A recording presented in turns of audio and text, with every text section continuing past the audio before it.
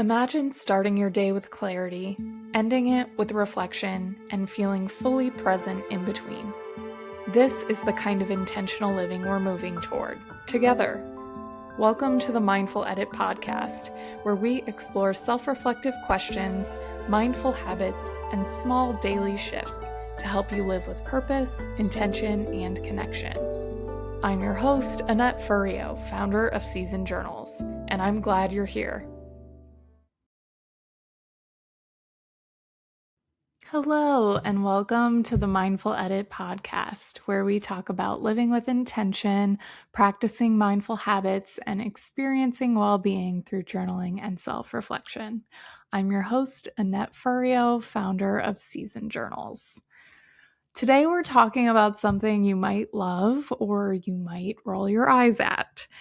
But for me and many others, it's something that's helped nudge us toward the direction we want to move in, accomplish some really outstanding things, and showed us what we're capable of.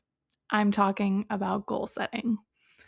Now, goal setting gets a bad rap because many of us, admittedly, have failed at a goal at some point in our lives. There's even apparently an unofficial holiday on January 9th dubbed Quitter's Day because many people quit their New Year's resolutions after 9 days. So I'm not promising to answer how you can achieve all of your goals 100% of the time today, but I'll say this. You're always allowed to start over. Scientists and psychologists have been trying to figure out why we can't follow through for many, many years, and they have some answers I'll share with you today, but just know that you aren't alone in your quest and struggle for something greater. It's hard, and that's the point. The definition of a goal from E.T. Berkman in the Consulting Psychology Journal is any desired outcome that wouldn't otherwise happen without some kind of intervention. In other words, a goal is a detour from the path of least resistance. So that tells us this goal isn't going to happen on its own. Not only that, it's going to require a good deal of effort. And not only that, we're likely going to feel resistance when we try to move toward this goal. Are you feeling excited to set some goals yet? Don't worry, we'll get there. Here are 3 things that you'll take away from today's episode. You'll learn my criteria for what makes what I like to call a grounded goal. You'll learn about the role motivation and will plays in achieving your goals. And you'll learn how to take systemized, aligned action steps toward your goal. Before we get started, let's pause for a few moments to ground ourselves in this moment, bringing attention to your surroundings. Notice how you're feeling physically, how you're feeling mentally. Take note of any sounds you might hear. Fix your gaze on something stationary or close your eyes if you're able. We'll start with 1 deep inhale and exhale in through your nose and out through your mouth. Inhale for 1, 2, 3, and exhale 2, 3. 1 more inhale through the nose and exhale through your mouth this time, giving yourself a release. Now bring your shoulders up to your ears and drop them down your back, squeezing your shoulder blades together and opening your chest. Now relax back to center and feel free to say these affirmations aloud or to yourself. I am excited for the experiences that will come as a result of going after my goals. I have the knowledge and self-awareness to know what goals I can support right now. When I get stuck or unmotivated, I can always start again. All right, let's get started. Today, we're diving into 3 essential elements that will help you reach your goals this year. The first is the goal itself. Sounds easy. We'll get into it. The second is your will. This is your motivation, self-determination, focus, dedication, intention, resilience. And the third is the way. This is the aligned action steps, the systems, habits, what it actually requires from you. Okay, the goal itself. You've probably heard of the SMART goal framework, which stands for specific, measurable, attainable, relevant, and time-bound. And while there's a lot of truth to this and many people find it reliable, I'm going to challenge us to go just a little bit deeper. We're going to set up what I like to call a grounded goal. I want you to look back at the wellness wheel you completed last episode. And if you're not familiar, no worries. The wellness wheel is a 360-degree look at all the areas of wellness in your life, things like physical and emotional, financial, spiritual. I asked you to give yourself a rating in each of the wellness areas to give yourself a visual of where you're at. Where might you want to improve this year? This is step one. Step one is having this self-awareness. You have to know what you need and what is reasonable in this season of life. Step two is focus. I challenge you to pick no more than one goal in 2 different areas of wellness. That's 2 goals total. One can be perhaps a work goal, which is in the occupational dimension of wellness, and then maybe the other is a personal goal. You can pick from an emotional goal, which covers things like mental health, self-confidence, self-care, social, this is your relationship with others, physical, spiritual, environmental, which is the physical space around you where you live, who you're with every day. And intellectual is the last one. This can be the category where your hobbies or personal pursuits fit.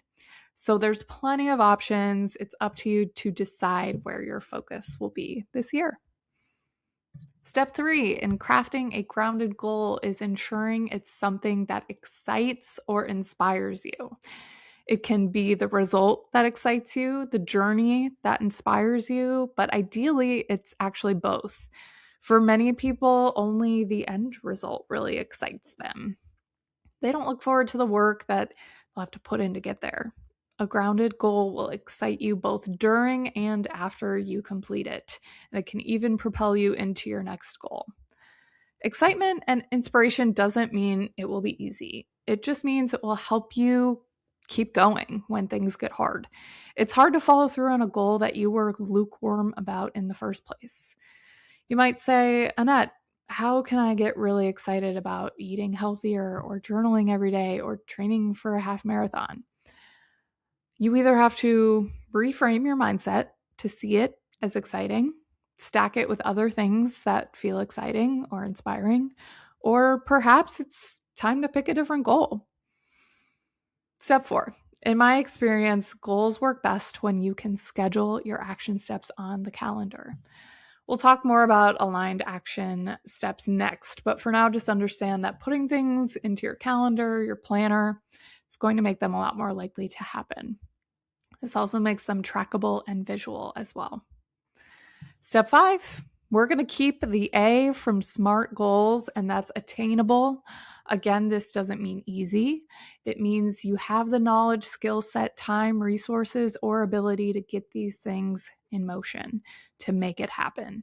One reason people give up on their goals is it was simply too complex or they didn't have the skill, ability, or knowledge needed to succeed. Step 6, we will bookend this guide to grounded goal setting with another self-awareness factor, and this is that your goals should be aligned with your vision and values for your life and work. We did the vision setting exercise last episode, and if you haven't done it yet, I think it's worth exploring. Simply write what it is you want to accomplish. Think big picture, not granular goals. How you would like to feel and what impact you want to make this year. Use this vision statement as your reference point for setting your grounded goals. Go ahead and take it one step further. Do a quick inventory on your values in life. This can include core values or some values that might hold more weight in this season of life for you.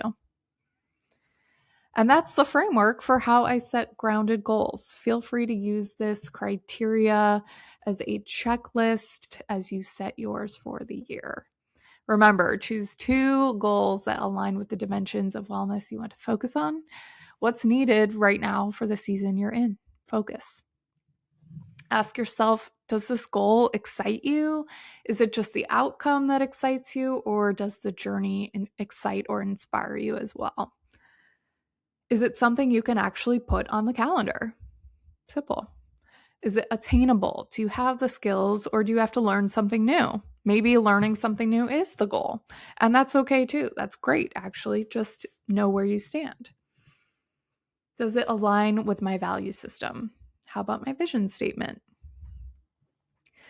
Next, we'll get into everyone's favorite topic, motivation. Why, oh why, does it feel so hard to get motivated sometimes to do the thing that we decided to do in the first place? Best-selling author and entrepreneur Seth Godin states on his blog, if you wait until you feel like doing the work, you're never going to get much done. A lot of us have a motivation problem. That's why some of today's most influential thinkers in this space aren't actually pushing goals. They are pushing habits and systems. Why? Because we can't rely solely on our own motivation. Research consistently shows that motivation fluctuates. It's influenced by your mood, your energy, environment, stress, and competing priorities. Waiting to feel motivated is one of the most common reasons goals stall. Instead, what we need is habits. We need to stack our own habits with other habits. We need visual cues, accountability partners, and rewards. We're kind of high maintenance. But let's not abandon our goal setting altogether. Goal setting is just the first step. Grounded goals need to be paired with aligned actions. These are your systems and your habits. So let's create your personalized plan for actually doing the work needed to achieve your goal. Here's how to take systemized, aligned action steps toward your goal. Drill down into your goal and ask yourself this question. Doing this, fill in the blank, will get me to my goal. Write as many action items you can think of, big or small, exhaust the list, go until you cannot think of anything else. Doing this will get me to my goal. For example, if your goal is to work toward a promotion at work, you might write, ask for the job description, or write my own job description for the role I want. Determine the metrics my company uses to promote their employees. Break down how I'll meet these metrics with even more specific goals. Tell my boss about my aspirations for this new position. Set up a monthly one-on-one with my boss to share progress. Put an ideal timeline in place. Track my progress and accomplishments in writing so I have it for my meetings. If your goal is to feel comfortable speaking conversational French, you might write, download a language app, pay for this app so I can learn faster and feel invested. Practice 20 minutes a day. Maybe hire a tutor. Meet with a tutor once a week. If your goal is to run a half marathon, you might write, download a free training plan. Schedule runs in my calendar according to this training plan. Join a run club. Sign up for this race. Research running shoes. Buy new running shoes. Tell your friends and family about the race. Now, after you write your exhaustive list, go through each task and mark down if it's a one-time task or an ongoing task. Put everything that's a one-time task into your calendar first. If you don't know the exact date, put your best guess. Everything else that's ongoing, we're going to call those habits. This ongoing meeting one-on-one with your boss, practicing your language, running the miles, we want those as close to automatic or scheduled as possible. And here's how. At first, they're not habits yet, so you want to start small. We're going for progress over time and small wins. We do not want to fail early and get discouraged. Next, you're going to schedule these into your calendar. Put the time, a location. You can even send an invite if you're using a digital calendar to your accountability partner, like your boss, language tutor, running buddy. If you plan ahead, you won't have to worry about being motivated when the day comes because it's already in your schedule. The next step is to track your progress. I don't know about you, but I love data. I have a smartwatch that tracks my steps, my workouts, my sleep, body battery, heart rate. I love looking at the month or the year to see different trends and patterns. A lot of us like the year-end wrapped trends that show what we listened to, how many pages we read. Journaling is also a great way to uncover patterns and progress or writing and self-reflection. Use whatever method that you'd like and track the progress toward your goal. Track your weeks in a row, minutes spent, miles ran, pages read, etc. Use your journal, planner, phone, whatever works best for you. This gives you perspective on how far you've come and where you're going. And it also gives you a little dopamine hit when you complete your daily aligned action. Last but not least is to review weekly. The weekly review keeps us humble. It gives us perspective. It helps us catch what's not working before the new year comes around again and we have abandoned all our goals. We are allowed to pivot and change course. Actually, I encourage it. I think we forget that that is allowed. Giving ourselves time to pause each week and say, is this still it? Is this serving me? Is this hard, but it's time to be resilient? Or it's not working and this is poorly affecting my mental health? If there's any theme in this podcast, it's getting to know yourself better. And the weekly review can be used as a checkpoint to make sure you're listening to yourself. Take time each week to write these 3 things: what's working, what I'm learning, and what I'm celebrating. So let's review.